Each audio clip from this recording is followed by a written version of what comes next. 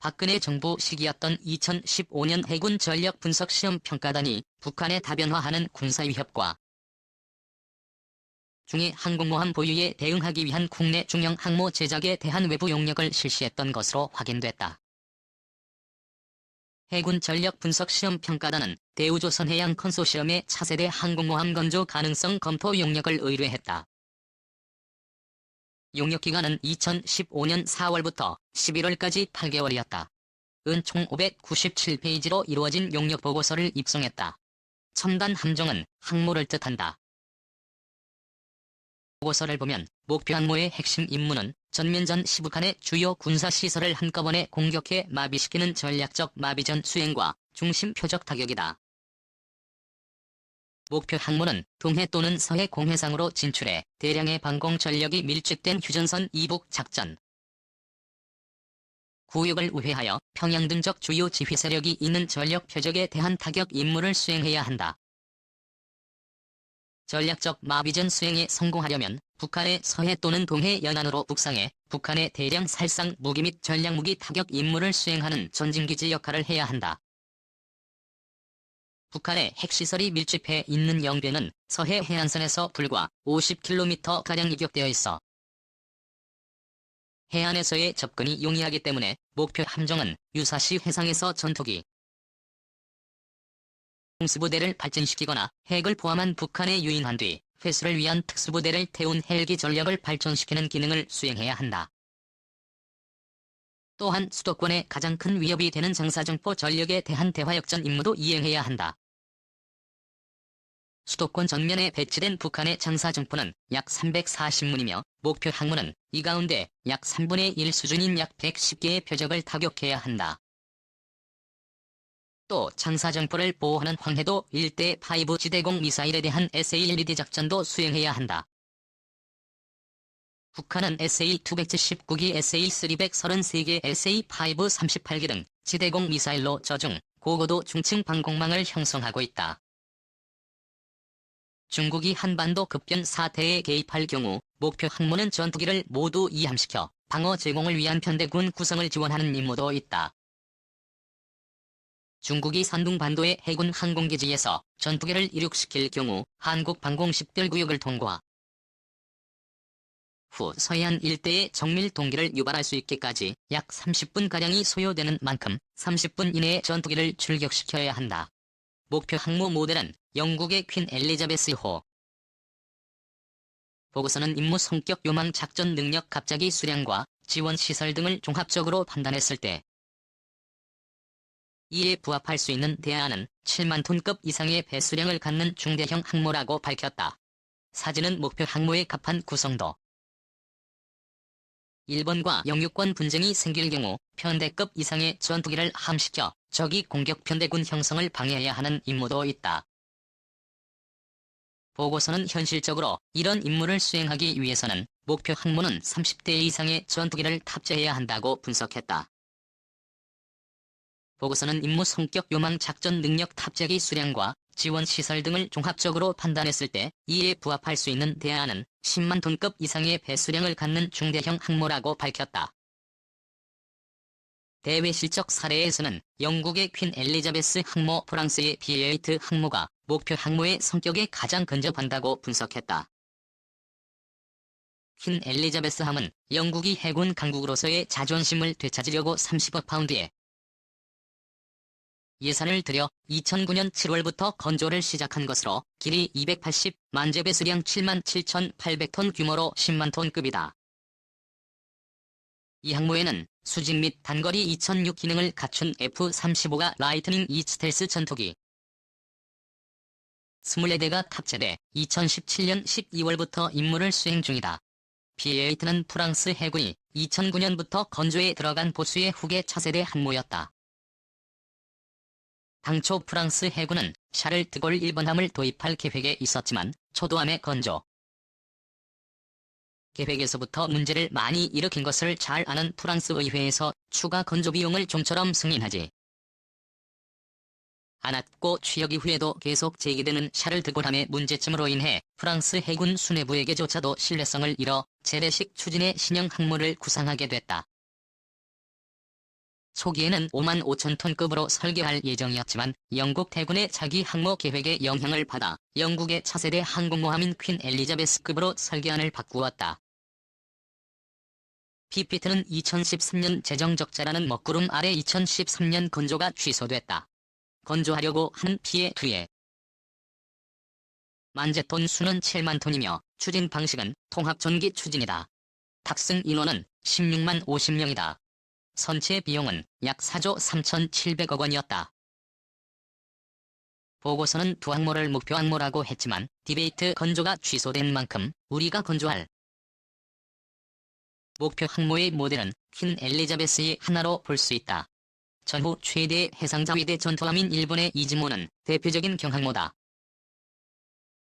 약 1,200억 원을 들여 건조된 이즈모의 공식 명칭은 호위함이지만 헬기는 물론 F-35와 같은 수직 착륙기도 탑재할 수 있다. 일반적으로 항모는 7만 톤급 이상은 대형 4만-7만 톤급은 중형 4만 톤급 미만은 경형으로 분류한다. 대표적인 대형 항모는 1975년에 실전 배치돼 현재 운용 항모 중 가장 오래된 미국의 니미츠보다. 제11항공모함 강습단의 기항으로 만재 배수량 1만 톤급 길이 333m 폭 77의 90대의 고정입 함재기에 탑재가 가능하다. 2017년 7월 23일 취역한 미제럴드 포드고도 대형 항모다. 길이 337m 높이 76m의 배수량이 10만 1600톤 개발 건조에 들어간 비용이 430억 달러인 미즈월드 보도는 미 해군 역사상 가장 크고 강하며 비싼 항모다. 말 그대로 세계 최강이다. 2007년부터 개발을 시작한 보도함은 미 해군의 11번째 핵추진 항모로 2차 세계대전 당시 해군 전투기 조종사로 참전했던 제럴드 포드 전 대통령의 이름을 땄다. 1961년부터 2012년까지 쓰이다. 퇴역한 세계 최초의 핵항모인 엔터프라이즈함을 대체하기 위해서 2013년 건조를 시작했다. 중형 항모는 앞서 소개했던 프랑스의 PA2호, 영국의 퀸 엘리자베스호가 대표적이다. 전후 최대 해상자위대 전투함인 일본의 이즈모는 대표적인 경항모다. 약 1,200억 원을 들여 건조된 이즈모의 공식 명칭은 호위함이지만 헬기는 물론 F-35와 같은 수직 착륙기도 탑재할 수 있는 경항모다. 이즈모는 태평양 전쟁 때 일제해군 제3함대의 기함 이름을 그대로 딴 것이다. 이즈모는 1937년 중국 상하이에 파견돼 복역하고 중국 어리정이 공격에도 살아남았던 전설적 존재다. 이즈모는 기준 배수량 1만 9,500톤 만재 배수량 2만 7천 톤이고 길이는 248m 혹은 38m에 달한다. 이즈모는 세계 각국의 경항모에 비해서 앞서거나 뒤처지지 않는 능력을 갖춘 것으로 평가된다. 이즈모에는 헬기는 물론 F-35 BNB-21 수직이 착륙기 등까지 운반할 수 있는 엘리베이터도 설치돼 있어 유사시 강력한 상륙작전 지원 능력도 발휘할 수 있다고 한다. 목표 항모의 재원 보고서는 영국의 퀸 엘리자베스 항모가 목표 항모의 성격에 가장 근접한다고 분석했다. 퀸 엘리자베스함은 영국이 해군 강국으로서의 자존심을 되찾고 30억 파운드의 예산을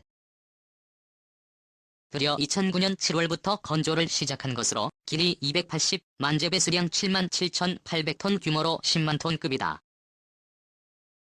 보고서에 나온 PJ2와 퀸 엘리자베스호를 모델로 한 국내 목표 항모의 재원은 다음과 같다. 비행갑판 타입 경사형 비행갑판의 형태는 크게 경사형 직선형으로 나뉜다. 중대항로에서 채택한다. 장점은 2개의 활주로와 넓은 비행갑판으로 항공기 운용성이 향상되고 운용 항공기 종류에 제약이 없다. 또 항공기 동시 착함이 가능하다. 단점은 추가 장비 필요에 따르니 착함 설비가 복잡하고 함정의 대화에 따른 건조비 증가다. 주요 무장 센서 다기능 배열 레이더 전투체계 1조 3-2대 근접 방어체계 3대. 중 항모 건조 비용은 5조 42만 18억 원. 보고서는 중항로 건조비를 5조 42만 18억 원으로 예상하면서 이런 전제를 달았다. 국내 조선소의 많은 함정 설계 경험과 높은 생산성을 고려한다면 신체의 건조비는 현재 산출된 건조비보다 적게 소요될 것으로 판단되며 향후 다음 설계 단계에서 세부적 인원 건조비 추정이 이루어져야 할 것이다. 연간 연료비는 349만 7천만 원이었다. 2년 전 사안인 만큼 현재 시세로 환산할 경우 비용이 증가할 것으로 보인다. 건조 시 걸리는 기간은 선행 연구 탐색 개발 체계 개발로 최소 12년에서 최대 17년이 소요되는 것으로 새해에 항모를 건조하기로 결정을 해도 이르면 2030년 늦으면 2030년에 완성되는 것이다. 역사적으로도 한국의 항모 도입 시도는 몇 차례 좌절됐다. 지난 1996년 독도를 놓고 일본과 갈 등이 심화하자 당시 김영삼 정부는 항모 도입을 추진했다. 당시 항모 도입 추진은 국방부 장관도 모르게 비밀리에 진행됐다. 같은 해 10월 현대중공업은 2011년 취역을 목표로 우리 해군의 항모 건조를 계획 중이라며 길이 197m, 폭 24m, 배수량 1만 5천 톤의 소형 항모 모형을 공개하면서 세간에 알려졌다. 하지만 1997년 한국이 동아시아 금융위기의 소용돌이에 휘말리면서 막대한 예산이 소요되는 항모 도입은 제대로 추진되지 못했다. 환란을 극복한 뒤 3만 5천 톤까지 늘린 항모 도입을 다시 추진했지만 예산 문제로 무산됐다. 2013년 최윤희 합참의장이 항모 확보를 위한 필요성 검토 계획을 밝혔지만 이 또한 무산됐다. 당시 해군은 중위의 항모 보유에 따른 경항모 보유 필요성 등에 대한 외부 연구 용역을 실시했었다. 당시 보고서는 유사시 신속한 해양 영토 보호 및 탈환 주변국에 대한 전략적 효과 극대화를 위해 경항모형 다목적 상륙함을 최소 2척 확보해야 한다고 밝혔다. 그 방법으로는 독도함 이원함을 2만-4만 톤급 수준의 경항모급으로 건조하고 이와 병행해 기존 독도함을 수직이 착륙기를 운영할 수 있는 형태로 개조하는 방안이 제시됐다. 당시 이런 사실이 알려지자 한국이 당장 항모를 도입하는 것은 무리라는 지적이 나왔다. 건조하는데도 막대한 비용이 들고 건조하고 나서도 운영비가 엄청나다는 이유에서다.